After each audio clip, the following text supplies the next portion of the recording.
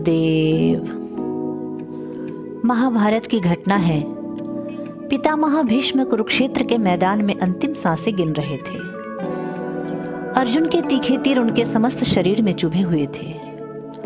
वे उस सरशैया पर लेटे हुए वीरोचित मृत्यु का वर्ण कर रहे थे।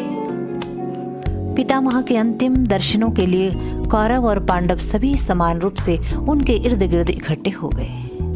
वे सब पितामह से अंतिम धर्म संदेश सुनने को लालायित थे। पितामह ने कुछ कहने से पूर्व अपने समस्त परिजनों की ओर नजर दौड़ाई। उन्होंने देखा द्रौपदी को छोड़कर सभी उपस्थित थे। पितामह ने कहा, क्या बात है, द्रौपदी क्यों नहीं आई? उसे भी बुलाया जाए। सेनापति द्रौपदी के पास पितामह का संदेश लेकर पहुंचा और उनसे बोला, महारानी जी चलिए, आपको पितामह बुला रहे हैं। वे कुछ धर्म संदेश सुनाना चाहते हैं। द्रौपदी ने लापरवाही और गुस्से से कहा, कैसा धर्म संदेश? कौन सुनाएगा धर्म? क्या वही पितामह आज धर्म सुनाने वाले हो गए जो कौरव सभा में हो रहे अन्याय के समय मौन होकर बैठे थे? वे आतताई मुझे जब नग्न करने पर उतारू थे तब कहाँ गया था उनका धर्म संदेश? उनके धर्म संदेश की जरूरत तब थी या अब है? जाओ, पितामह से कह देना मुझे नहीं सुनना है उनका धर्म संदेश।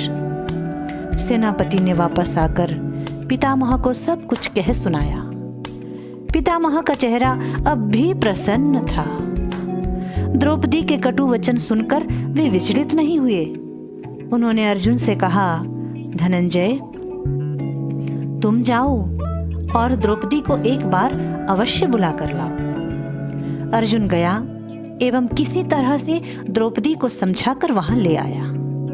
दूर से आती हुई द्रौपदी को देखकर उस वीर पितामह भीष्म के हाथ उसकी ओर जुड़ गए। उनकी आंखों में आंसू आ गए। अर्जुन के सैकड़ों तीर उनके शरीर से खून तो बहा सके थे, लेकिन उनकी आंखों में पानी नहीं ला सके थे। द्रौपदी को देखते ही उनकी आंखों से आंसू बहने लगे। उन्होंने रुंधे स्वर में कहा, बेटी मुझे क्षमा कर दो। तुम्हारा कथन सत्य है कि धर्म संदेश की जरूरत अब नहीं तब थी। एक न्याय सभा में जब अन्याय के विभत्स सिकंजे में तुम जकड़ी हुई थी, परंतु मैं भी क्या करता? उस समय मेरे शरीर में दुर्योधन का अन्न था। उस अन्न ने मुझे स्वार्थांध बना दिया था। अतः मैं उस समय चाहकर भी तुम्हारी रक्षा नहीं कर सका। यदि मैं चाहता तो दुर्योधन सहित समस्त कौरव वंश को क्षण मात्र में ही नष्ट कर सकता था, किंतु मेरे भीतर के अन्न ने मुझे ऐसा नहीं करने दिया। उस अन्न से बने खून ने मुझे भी अन्यायी तथा पापी बना दिया था, और अब तक वह खून मेरे शरीर में था। लेकिन अब अर्जुन के तीरों ने उस खून को बहा दिया है।